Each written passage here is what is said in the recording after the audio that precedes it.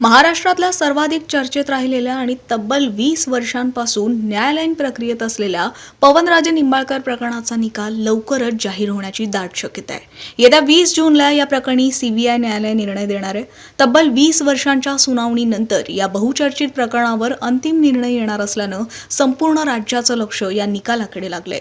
या प्रकरणात मुख्य आरोपी असलेले माजी मंत्री पद्मसिंह पाटील हे सुद्धा आज मुंबईत पोहोचले। दरम्यान पवनराजे यांचे पुत्र आणि शिवसेना ठाकरे गटाचे खासदार ओमराजे निंबाळकर यांनीही या प्रकरणी न्याय मिळण्याची अपेक्षा व्यक्त केली आहे। काय सांगाल तुम्ही? काय सांगाल ओमराजे निंबाळकर? एक मिनिट, एकच मिनिट। 2 दशकानंतर हा निकाल येतोय, आपण याकडे नेमकं कसं पाहता?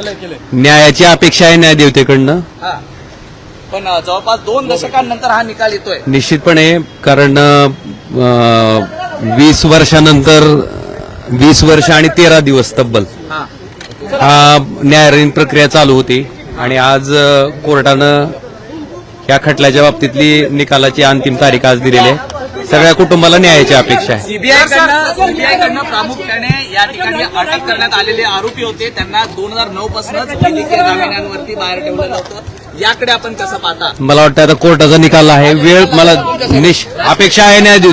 सर दुसऱ्या बाजूला राजकीय चर्चा देखील आहे। सर राजकीय घडामोडी देखील घडतात, त्याबद्दल काय सांगाल? साथ सोडणार असल्याचं देखील म्हटलं जात आहे। आपण कालच्या बैठकीला उपस्थित असल्याची देखील चर्चा होती, याबद्दल काय सांगाल सर? चला मला जाऊ द्या।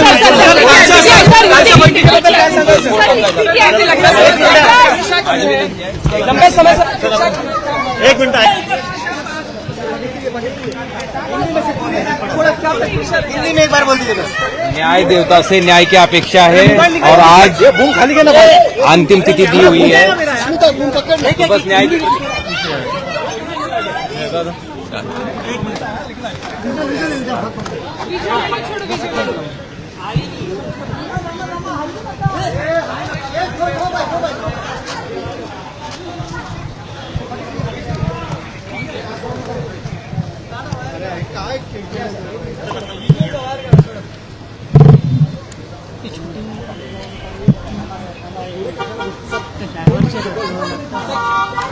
जाऊ दे रे, जाऊ द्या, जाऊ दे रे,